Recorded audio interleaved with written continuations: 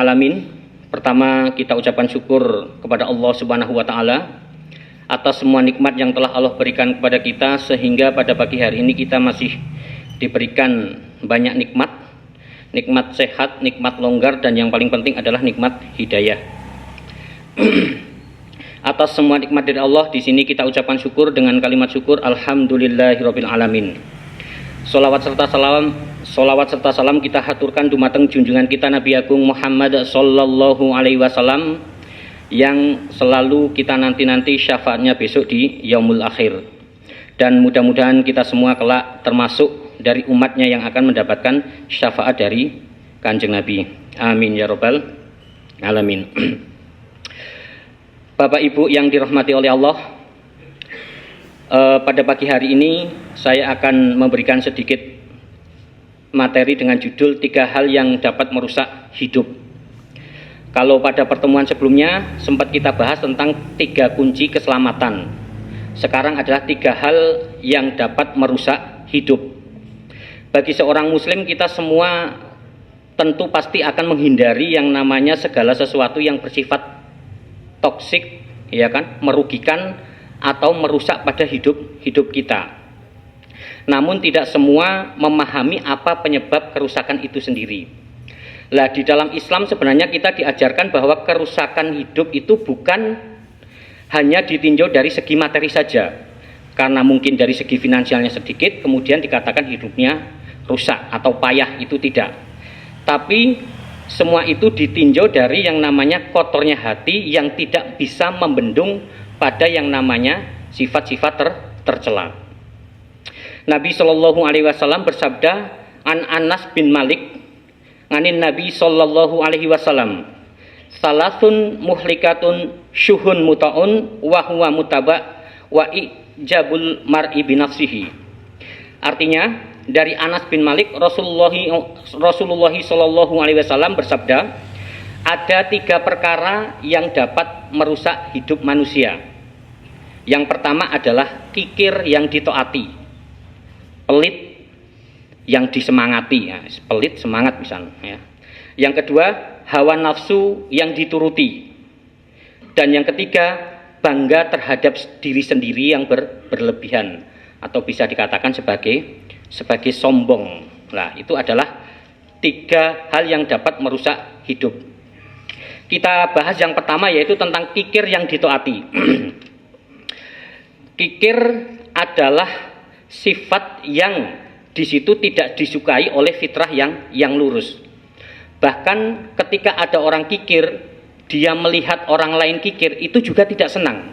Nah, ini sudah membuktikan bahwa kikir itu termasuk salah satu sifat yang tercela. Karena itu marilah kita berusaha untuk selalu bisa introspeksi diri. Jangan sampai diri ini terjangkit pada penyakit yang namanya penyakit kikir atau pelit, apalagi terhadap orang yang membutuhkan. Kita yakini bahwa seberapapun harta yang kita infakkan, seberapapun harta yang kita berikan kepada orang lain, kita pastikan, kita yakini bahwa Allah nanti akan membalas dengan balasan yang setimpal.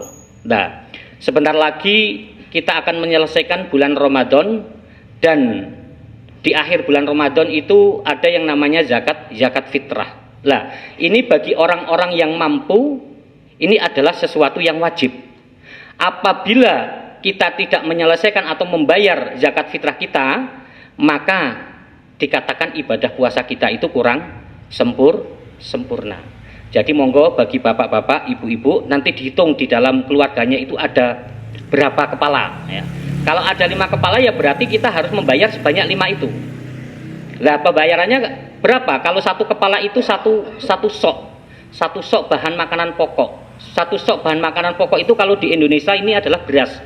Beras berarti sekitar 2,5 sampai 3 kg biar aman. Kalau di sini umpamanya beras itu harganya per kilo 15.000, berarti 1 soknya nanti dikalikan 3, berarti sekitar 45.000.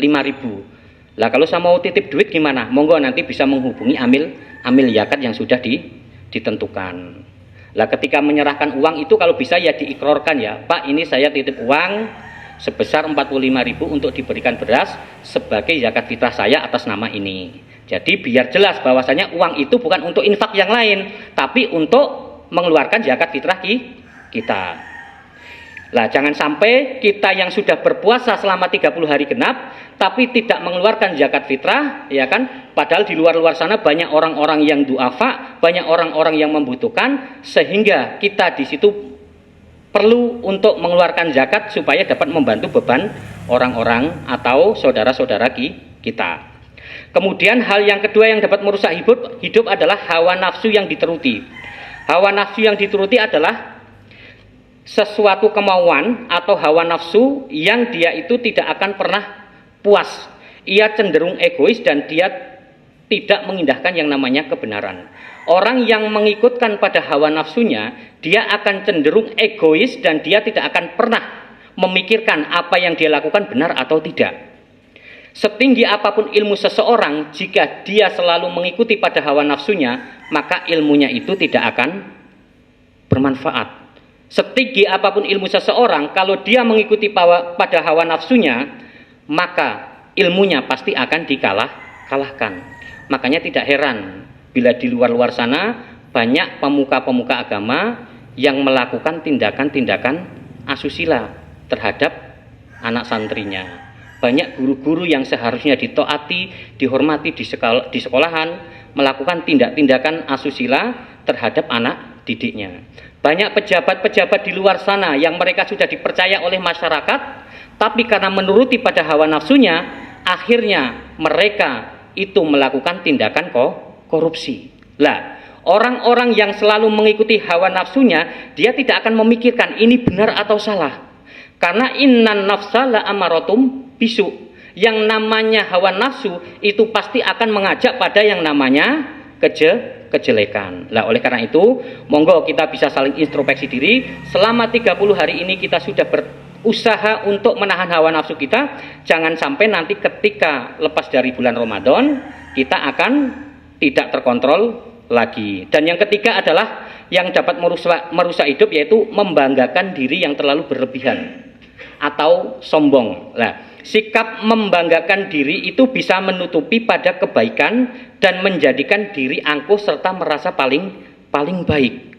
Padahal kita perlu sadari bahwa yang kita miliki semua itu hanya titipan dari Allah. Tidak pantut untuk disombongkan, tidak pantut untuk dibanggakan. Dan perlu diingat bahwasanya sombong itu bukan tentang ketika kita memakai barang bagus, memosting kita jalan-jalan ke luar negeri, itu bukan sombong. Lah sombong itu adalah menolak pada kebenaran dan meremehkan pada manusia. Nah, terkadang ada 4 hal yang bisa menyebabkan orang lain berbuat sombong. Yang pertama karena harta. Karena hartanya banyak, kadang dia meremehkan pada orang lain yang hartanya lebih sedikit. Yang kedua karena jabatan. Karena jabatannya tinggi, kadang dia meremehkan pada orang lain yang jabatannya di bawahnya. Yang ketiga karena ilmunya, ya kan? Biasanya orang yang ilmunya lebih banyak, ya kan, kadang kalau tidak hati-hati, ini bisa meremehkan terhadap orang lain yang ilmunya di bawahnya, menganggap dirinya paling benar. Dan yang keempat ini adalah tentang ketaatan. Ini hati-hati ya. Orang dengan ketaatan kalau tidak dihati-hati nanti bisa menyebabkan ada setitik rasa sombong di hatinya, ya kan? Wah, kamu kok sholatnya seperti itu? Wah, kamu kok nggak pernah sedekah? Wah, kamu kok nggak pernah infak? Wah, kamu kok pakai jilbabnya seperti itu? Wah, kamu sholatnya kok telat-telat lah. Hal seperti ini kalau kita tidak hati-hati, ini bisa menyebabkan yang namanya rasa sombong di dalam hati kita. Perlu diingat bahwasanya orang yang sombong itu tidak akan pernah mencium pada baunya surga. Padahal baunya surga, wanginya surga itu bisa dicium pada perjalanan sekitar 1000 tahun. Lah orang yang sombong, dia tidak akan mencium pada baunya surga, apalagi masuk ke dalam surga. Lah monggo Bapak Ibu, kita introspeksi diri kita, mudah-mudahan selepas pada bulan Ramadan ini, seperti yang pernah disampaikan oleh Pak Mas'ud, kita bisa mempunyai yang namanya puasa yang mendalam, yaitu berkelanjutan, supaya takwa kita tidak hanya takwa pada saat bulan Ramadan saja. Meningkatnya ibadah kita jangan sampai meningkat hanya pada bulan Ramadan saja, tapi setelah lepas dari bulan Ramadan, kita bisa menjaga ketakwaan kita dan kita bisa menjaga diri kita dari hal-hal yang bisa merusak pada kehidupan kita. Terima kasih, sekian yang dapat saya sampaikan. Ada salah-salah kata, saya mohon maaf yang sebesar-besarnya. Akhirul kalam, wassalamualaikum warahmatullahi wabarakatuh.